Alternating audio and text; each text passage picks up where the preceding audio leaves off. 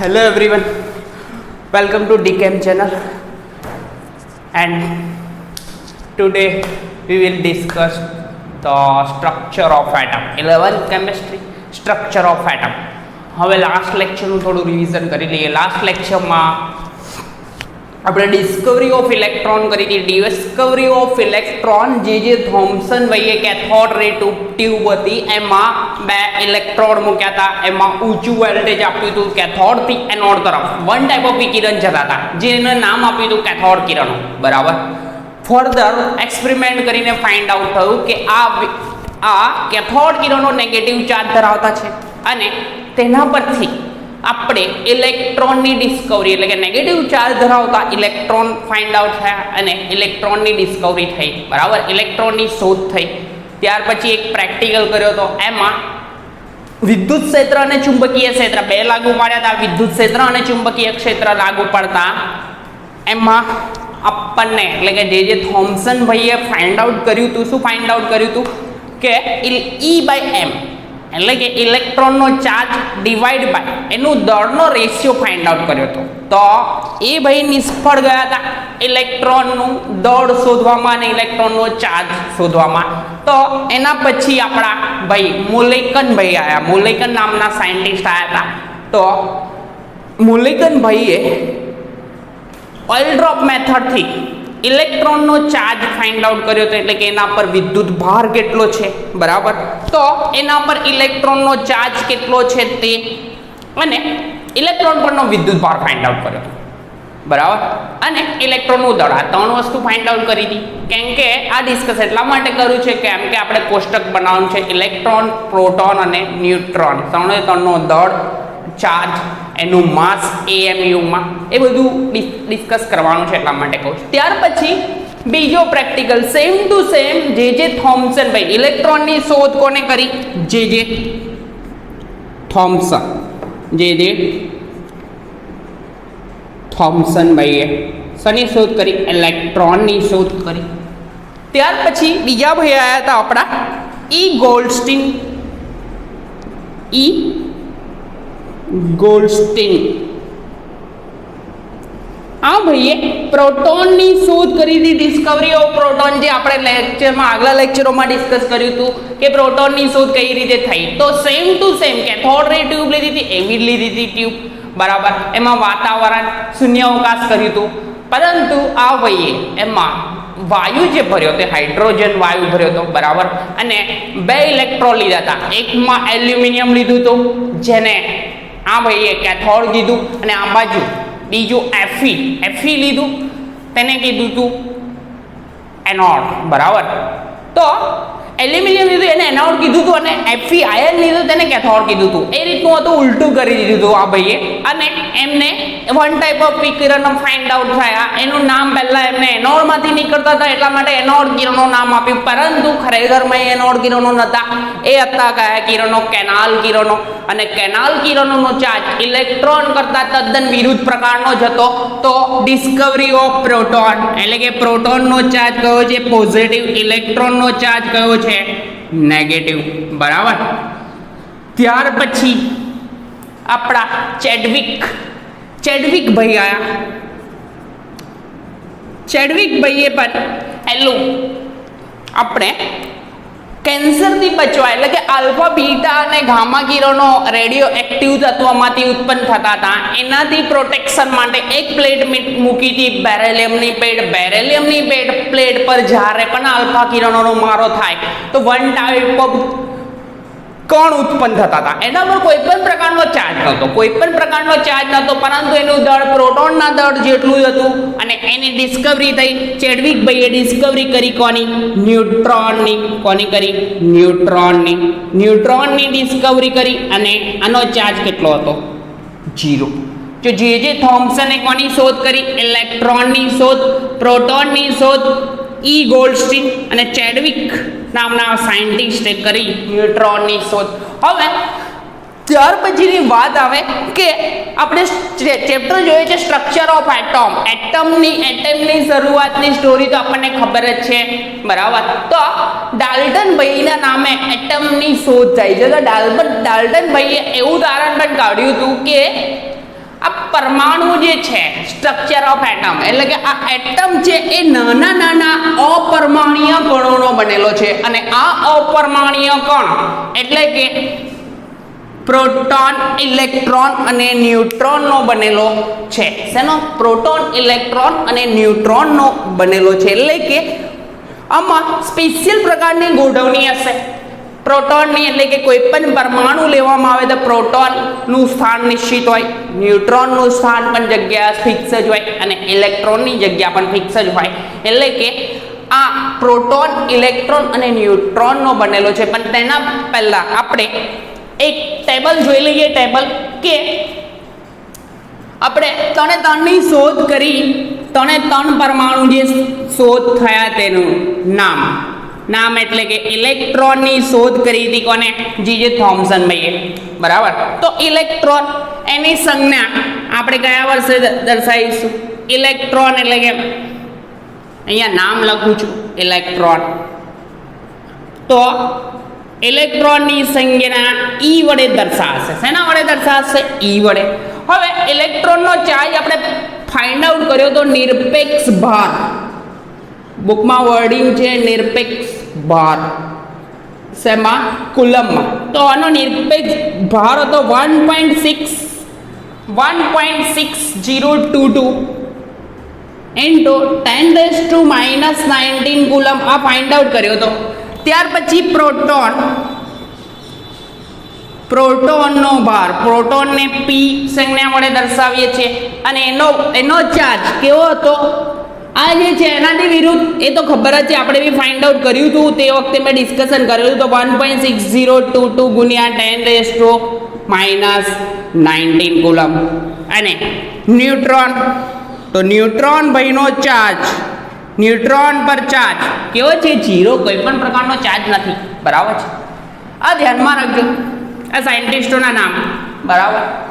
તો બીજી વસ્તુ આ ચાર્જ. હવે આ ચાર્જ લઈને કેલ્ક્યુલેશન કરવાની હોય તો ક્યાં સુધી આવો મોટું નામ લખ્યા કરે? તો આપણા સાયન્ટિસ્ટોએ આ લોકોને સાપેક્ષ ભાર એટલે કે ઇઝી પડે એટલે કે સાપેક્ષ ભાર દર્શાવી દીધો. એટલે કે ઇલેક્ટ્રોન આવે એટલે કે એનો -1, બીજું બધું અવગણી કાઢો. એટલે કે ઇલેક્ટ્રોન પર -1, પ્રોટોન પર +1, કેમ કે બીજું બધું અવગણી કાઢ્યું. ગણતરીમાં લેવો એટલે ઇલેક્ટ્રોનનો ચાર્જ એટલે કે -1 ચાર્જ, પ્રોટોનનો ચાર્જ તો +1 અને આનો 0, ન્યુટ્રોનનો તો કંઈ છે નહીં. ત્યાર પછી ત્રીજી વસ્તુ કે આનું દળ ફાઇન્ડ આઉટ કર્યું આપણા ભાઈઓએ. તો પ્રોટોનનું દળ, ઇલેક્ટ્રોનનું દળ અને ન્યુટ્રોનનું દળ કેવું છે તે? તો પ્રોટોનનું દળ કેટલું થશે તે? પ્રોટોનનું દળ આપણે કિલોગ્રામમાં આપણે ફાઇન્ડ આઉટ કર્યું હતું. દળ કિલોગ્રામમાં અથવા ગ્રામમાં બી લખવું હોય તો લખી શકાય ગ્રામમાં. બરાબર. 10⁻માં ફરક પડશે. તો આપણા ભાઈએ ઇલેક્ટ્રોનનું દળ ફાઇન્ડ આઉટ કર્યું 9.1 કરશો તો બી 9.1 ઇન્ટુ 10⁻31 કિલોગ્રામ આ દળ હતું આપણા ઇલેક્ટ્રોનનું દળ. બરાબર. MOE આપણે ઓઇલ ડ્રોપ મેથડમાં ડિસ્કસ કર્યું હતું. બરાબર. એના પછી છે પ્રોટોનનું દળ. તો પ્રોટોનનું દળ તો ડાયરેક્ટલી મળ્યું હતું 1.67 ગુણ્યા 10⁻27 કિલોગ્રામ. 27 ગ્રામમાં લખવું હોય તો 24 આવશે. બરાબર. અને આ બહેનું દળ, આનું દળ પણ સેમ ટુ સેમ આના જેટલું છે 1.67 ગુણ્યા 10⁻27 કિલોગ્રામ. બરાબર. આ ફાઇન્ડ આઉટ થયું દળ. શું ફાઇન્ડ આઉટ થયું? દળ. હવે જોવાનું છે દળ AMU માં, એટોમિક માસ યુનિટમાં પહેલા ચેપ્ટરમાં આપણે જોયું હતું. તો આપણે એનું ભાગતા હતા 1.67 સમથિંગથી. તો 1.67 સમથિંગથી ભાગતા હતા. તો એટોમિક માસ યુનિટ હતું એમાં આપણે AMUમાં આપણે જોતા હતા. તો એમાં ભાગતા હતા આપણે કે એક ચોક્કસ વજનથી ભાગતા હતા, તો એ વજનથી ભાગીએ તો આપણને એટોમિક માસ મળે, તો આપણને 1.66 ગુણ્યા 10⁻24 વડે ભાગતા હતા. આ કોઈ બી વેલ્યુ હોય તેને 1.66 ગુણ્યા 10⁻24 આના વડે ભાગતા હતા. 66 ની જગ્યાએ 67 લખી દો તો બી વાંધો ના આવે. તો આ એએમયુમાં દળ ફાઇન્ડ આઉટ કર્યું આપણા ભાઈએ, તો આનું દળ 0.00054 એટોમિક માસ યુનિટ એએમયુ મળ્યું. કોનું? ઇલેક્ટ્રોનનું. ત્યાર પછી પ્રોટોનનું દળ ફાઇન્ડ આઉટ કર્યું, તો 1.00727 એટલે કે 1.008 બી લખી શકાય 727 ની જગ્યાએ, બરાબર. અને એનું ફાઇન્ડ આઉટ કર્યું તો 1.00827 કોનું? ન્યુટ્રોનનું દળ ફાઇન્ડ આઉટ કરું. 827 નહીં 867 છે.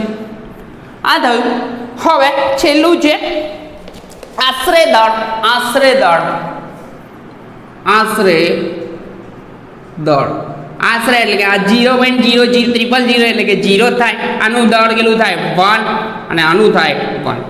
તો આપણા અપરમાણ્ય કણ એટલે કે અપરમાણ્ય કણ એટલે કે એટમમાં રહેલા જે નાના નાના કણો છે, પ્રોટોન, ઇલેક્ટ્રોન અને ન્યુટ્રોન, બરાબર. પ્રોટોન, ઇલેક્ટ્રોન, એનું માસ નિરપેક્ષ ભાગ 1.6022 ગુણ્યા 10⁻19 કુલમ આટલો ચાર્જ ધરાવે છે. કુલમમાં છે ભાઈ, બરાબર, એટલે કે ચાર્જ, વીજભાર, બરાબર. ત્યાર પછી આનું પોઝિટિવમાં છે. આ તો ન્યુટ્રલ છે, કોઈ પણ પ્રકારનો ચાર્જ નહીં. એટલે કે આપણે ઇલેક્ટ્રોન પર અહીંયા સાપેક્ષ ભાર લખીએ તો ઇલેક્ટ્રોન પર જનરલી માઇનસ ચાર્જ એટલે કે -1 કહેવાય, અહીંયા +1 કહેવાય. અને આના પર તો કશું નહીં એટલે કે 0 ચાર્જ લખીએ છીએ, બરાબર. આનું દળ ફાઇન્ડ આઉટ કર્યું તો 9.1 ગુણ્યા 10⁻31 કુલમ મળ્યું. ત્યાર પછી આનું 1.67 ગુણ્યા 10⁻27 કિલોગ્રામ અને આનું 1.67 ગુણ્યા 10⁻27 કિલોગ્રામ. તો એટોમિક માસ યુનિટ ફાઇન્ડ આઉટ કર્યું તો 0.00054 એએમયુ. આ બી એએમયુમાં જ છે, બરાબર. અને આશરે દળ તો આ ત્રણે ત્રણ આપણા અપરમાણ્ય કણ જે વીજભાર એટલે કે વીજભાર કેટલો છે સાપેક્ષમાં આપણે સીધી મેથડમાં દર્શાવાય કે મોટા આંકડા ના લખવાય તો સીધી રીતના પ્લસ ચાર્જ એટલે કે પ્રોટોન પર પ્લસ ચાર્જ અને ઇલેક્ટ્રોન પર નેગેટિવ ચાર્જ અને ન્યુટ્રોન પર કોઈ પણ પ્રકારનો ચાર્જ આવતો નથી. પછી એનું દળ છે, પછી એએમયુમાં દળ છે અને પછી એએમયુ પરથી આશરે દળ ફાઇન્ડ આઉટ કર્યું છે. હવે વાત કરીએ એટમ. એટમની વાત કરીએ એટલે કે કણની શોધ કણાભૃષિએ, બરાબર. કણાભૃષિએ કણની શોધ કરી હતી બહુ ઈસવીસન બીસી વર્ષ પૂર્વે. આપણે પહેલા લેક્ચરમાં ફર્સ્ટ લેક્ચરના ઇન્ટ્રોડક્શનમાં વાત થયેલી, બરાબર છે. તો એ કરી હતી પરંતુ પેપર પર દર્શાવેલી નથી. તેથી ડાલ્ટન નામના વૈજ્ઞાનિક 1808માં ડાલ્ટન નામના સાયન્ટિસ્ટ જે છે એમણે કણની શોધ કરી હતી. તો એમને કીધેલું એક કથન એવું પણ આપ્યું ડાલ્ટનભાઈએ કે એટમ છે, એટમ એટલે કે પરમાણુ એટલે કે કણ, કોઈ પણ પદાર્થને તોડવામાં આવે તો એક નાનામાં નાનો જે ભાગ મળે તેને કણ કહેવામાં આવે છે. તો આ કણ અપરમાણ્ય કણોનો બનેલો છે. અપરમાણ્ય કણ એટલે કે પ્રોટોન, ઇલેક્ટ્રોન એન્ડ ન્યુટ્રોન, બરાબર. તો આ ત્રણ કણો જે છે તેનો બનેલો છે. હવે આ ત્રણ કણો કઈ રીતે ગોઠવાયેલા છે એની વસ્તુ ક્વેશ્ચન માર્ક. એટલે કે કોઈ પણ પરમાણુ હોય, કોઈ પણ પરમાણુ એટમ હોય, શું હોય? પરમાણુ, અથવા એને કહેવાશે એટમ. હવે આ એટમમાં પરમાણુ, એટમ કે કણ કહેશું તો પણ ચાલશે. તો આમાં પ્રોટોન રહેલા છે, ઇલેક્ટ્રોન રહેલા છે અને ન્યુટ્રોન રહેલા છે. તો આમાં પ્રોટોન, ઇલેક્ટ્રોન અને ન્યુટ્રોન કઈ આગળ ગોઠવાયેલા છે, ક્યાં આગળ છે એ ફાઇન્ડ આઉટ કરવા માટે આપણા સાયન્ટિસ્ટોએ જુદા જુદા પ્રેક્ટિકલ કર્યા અને જુદા જુદા રિઝલ્ટ લાવ્યા. એક રિઝલ્ટ આવ્યું, એના પછી બીજું રિઝલ્ટ, એના પર જ બીજો સાયન્ટિસ્ટ કામ કરીને જુદું રિઝલ્ટ લાવે. તો એમાં રહેલા પ્રોટોન, ઇલેક્ટ્રોન અને ન્યુટ્રોન કઈ રીતે ગોઠવાયેલા છે એના પ્રેક્ટિકલ કેટલાક કર્યા. તો પહેલો જ પ્રેક્ટિકલ આપણા જે થોમ્સન ભાઈએ કર્યો હતો. જે થોમ્સન ભાઈએ એક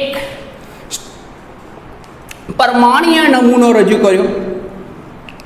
પરમાણુનો થોમ્સન નમૂનો કહેવાય છે. શું કહેવાય છે? પરમાણુનો થોમ્સન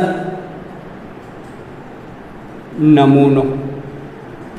હવે પરમાણુનો થોમ્સન નમૂનો કે થોમ્સન મોડેલ ઓફ એટમ કહેવામાં આવે છે. તો એ ભાઈએ કીધું કે પરમાણુ ગોળીય આકાર ધરાવે છે. કેવો આકાર? પરમાણુઓ ગોળીય આકાર ધરાવે છે. ઈસવીસન 1898માં આ વસ્તુની ડિસ્કશન કરી. આ વસ્તુ કીધું એમને કે પરમાણુ જે છે તે ગોળાકાર ધરાવે છે, ગોળીય આકાર ધરાવે છે. અને એની ત્રિજ્યા એટલે કે પરમાણુ આપણો કેવો આકાર ધરાવે છે? ગોળીય. બરાબર, તમે દોરી દો. તો પરમાણુ ગોળીય આકાર ધરાવે છે. એક વર્ડિંગ આવું કીધું. અને એની ત્રિજ્યા અહીંયા મેં પોઈન્ટ લખ્યો જો, પરમાણુ ગોળીય આકાર ધરાવે છે. આવું કથન આપ્યું. એક પહેલું વર્ડિંગ આવું કીધું. અને એની ત્રિજ્યા છે કે 10⁻10 મીટર. એની ત્રિજ્યા કેટલી છે? 10⁻10 મીટર. એટલે કે આ ભાઈએ એવું કીધું કે એની ત્રિજ્યા કેટલી છે? 10⁻10 મીટર જેટલી ત્રિજ્યા ધરાવે. એટલે કે ગોળીય આકાર ધરાવે છે, પરંતુ એની ત્રિજ્યા કેટલી છે? 10⁻10 મીટર. એટલે કે આટલી ત્રિજ્યા. બરાબર. હવે આ પૂછું છું, સેન્ટરથી અહીંયા લઈને એટલું થાય એટલે કે ત્રિજ્યા થાય. હવે તેમાં ધન વીજભાર અને ઋણ વીજભાર એક સરખી રીતે વહેંચાયેલા છે.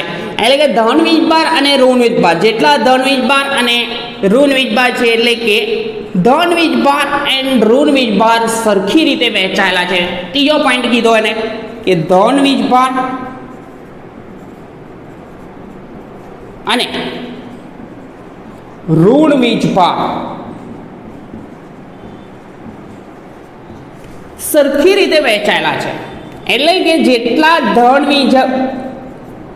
જેટલા પોઝિટિવ પ્રોટોન હોય એટલા ઇલેક્ટ્રોન હોય. એટલે કે પરિણામે આપણો એટમ કેવો બને?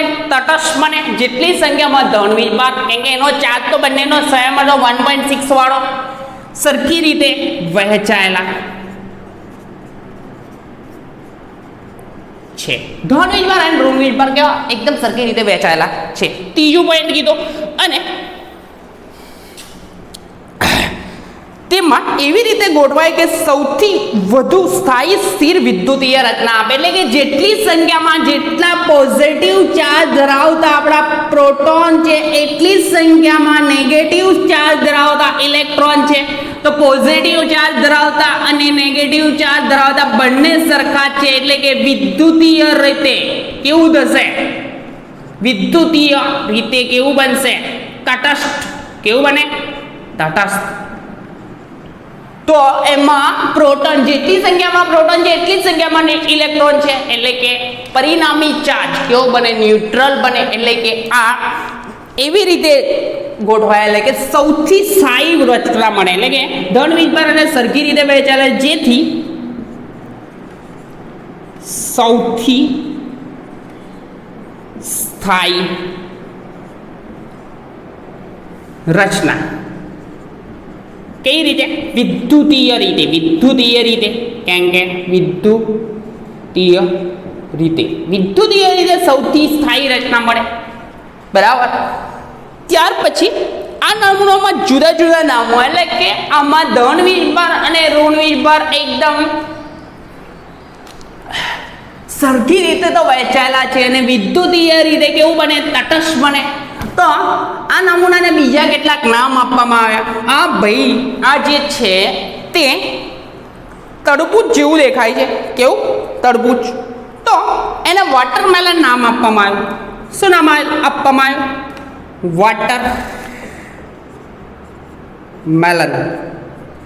વોટરમેલન એટલે કે તરબૂચ. કહેવાનો મતલબ એવો છે કે જે રીતે તરબૂચ જે હોય છે એમાં જે રીતે અંદર બીજ આવેલા હોય છે એ રીતે એમાં ધન વીજભાર અને ઋણ વીજભાર સરખા પ્રમાણમાં છે. એનો મતલબ એવો થયો કે આ ભાઈ કેવો વિદ્યુતીય રીતે જેટલા પોઝિટિવ ચાર્જ એટલા જ નેગેટિવ ચાર્જ એટલે કે વિદ્યુતીય રીતે તટસ્થ. તો આને વોટરમેલન નામ આપવામાં આવ્યું. એક નામ વોટરમેલન, બીજું નામ આ ભાઈને પ્લમ પુડિંગ, રાઇઝન પુડિંગ. શું નામ આપવામાં આવ્યું? Plum pudding.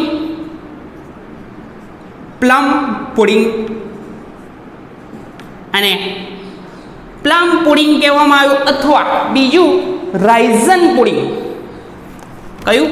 Ryzen pudding. આવું નામ આપવામાં આવ્યું. કેમ નામ આપવામાં આવ્યું?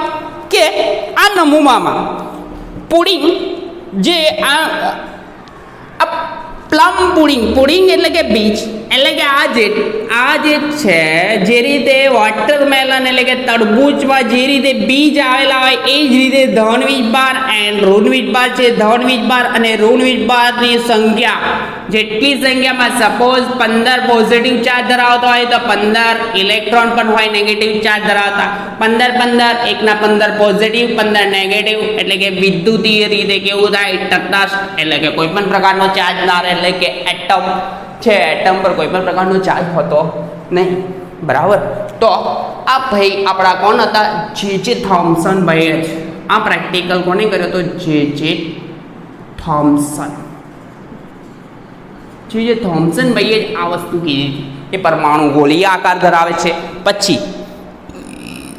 પછી એની ત્રિજ્યા 10⁻⁻10 મીટર છે. એમાં જેટલી સંખ્યામાં ધન વીજભાર છે એટલી જ સંખ્યામાં ઋણ વીજભાર છે. અને તેથી વિદ્યુતીય રીતે કેવું બનશે? તટસ્થ બનશે. એટલે કે તટસ્થ એટલે કે સૌથી સ્થાયી રચના બને. જેટલા પ્રોટોન અને ઇલેક્ટ્રોનની સરખી સંખ્યા એટલે કે સ્થાયી રચના બનશે.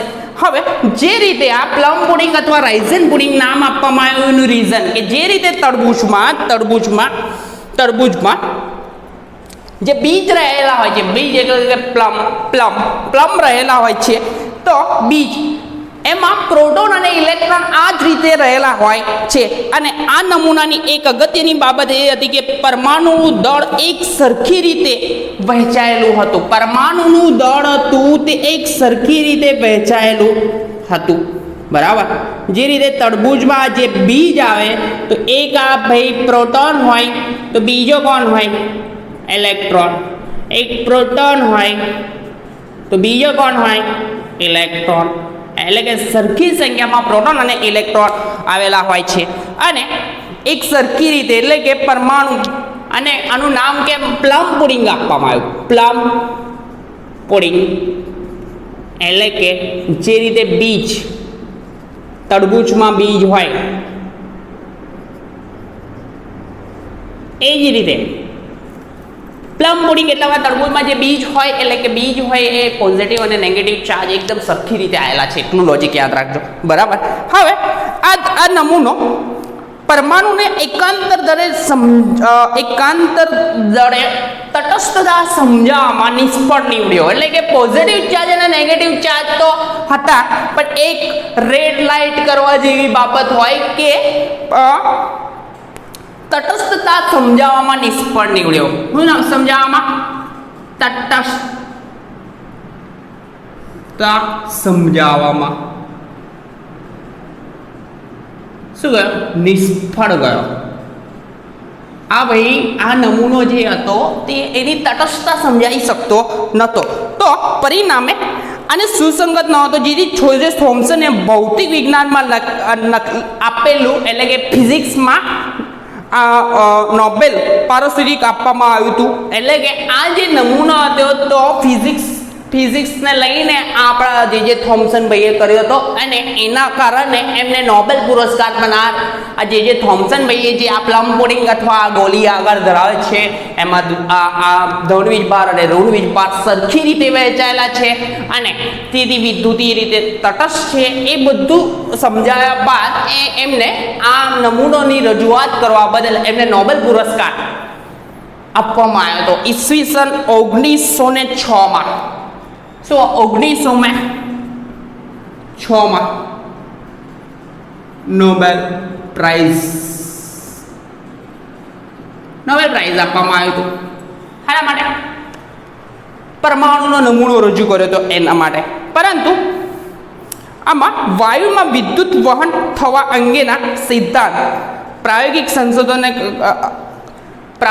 સંશોધનના કારણે આપવામાં આવ્યું હતું. એટલે કે આ વાયુનું વિદ્યુત વહન થવા અંગેનો સિદ્ધાંત, એટલે કે વાયુ હોય, વાયુમાં એટલે કે જનરલી ટ્યુબ લીધેલી, ટ્યુબમાં એક તો નિષ્ક્રિય વાયુ તો ભર્યો હતો, પરંતુ વાયુમાં વિદ્યુતનું વહન થાય છે. વાયુમાં વિદ્યુતનું વહન ક્યારે થાય? જ્યારે વાતાવરણનું દબાણ ઓછું કરવામાં આવે ત્યારે થાય. હવે એ લોજિક જોવું હોય તો આપણે કેથોડ રે ટ્યુબ નહીં, કેનાલ કિરણો ઉત્પન્ન થયા હતા, એમાં હાઇડ્રોજન એટલે કે પ્રોટોનની શોધ થઈ હતી, એમાં વિદ્યુતનું વહન થાય જ. તો એમાં નીચું દબાણ કરવામાં આવે ત્યારે વિદ્યુતનું વહન થાય છે. તો વાયુમાં વિદ્યુતનું વહન થાય એના માટે એમને આ નોબેલ પુરસ્કાર મળ્યો હતો. આ પણ નહોતું કામ, પણ જોડે વાયુમાં વિદ્યુતનું વહન થાય છે એના બદલ આ પુરસ્કાર આપવામાં આવ્યો હતો. પરંતુ આ ભાઈનો પ્રોબ્લેમ રિયાલિટી તટસ્થતા સમજાવવામાં ભાઈ નિષ્ફળ ગયો. એટલે આ વસ્તુ સમજાવી શકતો નથી. ફરીથી મેં કહી દઉં છું કે થોમ્સન ભાઈએ રજૂઆત કરી પરમાણુનું પહેલું મોડલ. એમાં કહી દીધું કે આપણું એટમ જે છે, એટમ પરમાણુનું સ્ટ્રક્ચર ગોળીયાકાર ધરાવે છે, જેની ત્રિજ્યા 10⁻10 જેટલી છે. એટલી 10⁻10 મીટર જેટલી છે. તેમાં ધન વિભાર અને ઋણ વિભાર એકદમ સરખી રીતે વહેંચાયેલા છે.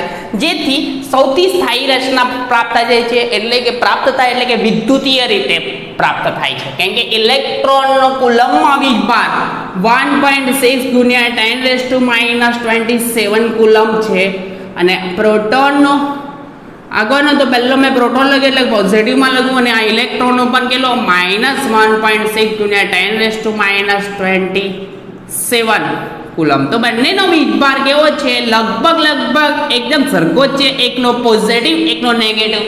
પરિણામી રીતે તટસ્થ બને. બરાબર. હવે આ નમૂનાને બીજા નામ આપવામાં હતા. શું? પ્લમ પુડિંગ, રાઇઝન પુડિંગ અથવા વોટરમેલન પણ કહેવામાં આવતું, એટલે કે તરબૂચ થાય ગુજરાતીમાં. તો તરબૂચમાં જે રીતે એના બીજ રહેલા છે, એટલે કે ધન વીજભાર અને ઋણ વીજભાર એ રીતે જ ગોઠવાયેલા છે. અને આ ધન વીજભાર અને ઋણ વીજભાર એકદમ સરખી રીતે આ ગોળીય રચના છે એમાં ગોઠવાયેલા છે, એટલે કે આ તટસ્થ વિદ્યુતીય રીતે. બરાબર. અને 1906માં આ રચના માટે અને વાયુમાં વિદ્યુતનું વહન થાય છે, એટલે કે ફિઝિક્સનો એક પ્રેક્ટિકલ કરેલો આપણા જે થોમ્સન ભાઈએ, એના માટે એમને નોબેલ પુરસ્કાર પણ મળ્યું હતું. બરાબર. પરંતુ આ નમૂનામાં એક ખામી હતી. આ ભાઈ વિદ્યુતીય તટસ્થતા સમજાવવામાં નિષ્ફળ ગયો. તો એના પછી એટમ પરમાણુનું સ્ટ્રક્ચર શોધવા માટે આપણા નવા સાયન્ટિસ્ટ આયા. રુથરફોર્ડ. શું કર્યું? રુથરફોર્ડ ભાઈ આયા. એમને નવો પ્રેક્ટિકલ કર્યો અને પરમાણુની રચના તદ્દન જુદી જ સાબિત કરી દીધી. એમને કર્યું શું? પરમાણુનો નમૂનો લીધો. પરમાણુનો નમૂનામાં આલ્ફા કિરણોનો મારો ચાલુ કર્યો. અને જુદી ઇફેક્ટ થઈ. કઈ ઇફેક્ટ થઈ? અને એમાં આપણા અપરમાણુય કણો કઈ રીતે ગોઠવાયેલા એની સાબિતી જોવા માટે નેક્સ્ટ લેક્ચરમાં રહેશું, અને નેક્સ્ટ લેક્ચરમાં કન્ટિન્યુ રહેશું. રુથરફોર્ડનો એક્સપેરિમેન્ટ, નવો એક્સપેરિમેન્ટ, નવી શોધ, અને નવા લેક્ચરમાં આપણે મળ્યા.